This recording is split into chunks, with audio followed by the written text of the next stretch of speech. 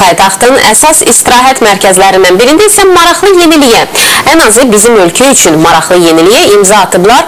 Bunu isə artıq əməkdaşımız Orxan Bədalov xırdalayacaq. Buyurun, izləyin. Gördüyünüz bu əsərlər İngilis qrafikçiləri tərəfindən 3D formatında 5 gün ərzində ərsəyə gətirilmişdir. Əsas məqsəd ictimaiyyəti ekoloji problemlər haqqında məlumatlandırmaq və insanların diqqətini əsasən bu istiqamətə yönəltməkdir. Paytaxtın əsas istirahət mərkəzlərindən biri sayılan Dədə Qorqud Parkında çəkilən bu yerüstü qrafitli əsərlər İdeya İctimai Birliyi və Yarat Müasir İncəsənət Məkanının birgə təşəbbüsü ilə ərsəyə gətirilib. Bu əsər Qafqazın böyük beşliyinə daxil olan heyvanları və onların qorunmasının vacibliyini özündə əks etdirir. Beşliyə qonur ayı, imperator qartalı, boz canavar, ceyran və Qafqaz bəbiri aiddir.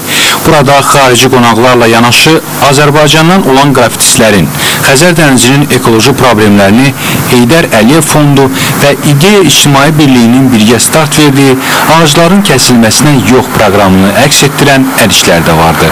Xatırladaq ki, sentyabrın 25-də açılışı olan bu qrafitli əsərlərlə oktyabr ayına qədər tanış olmaq mümkün olacaq.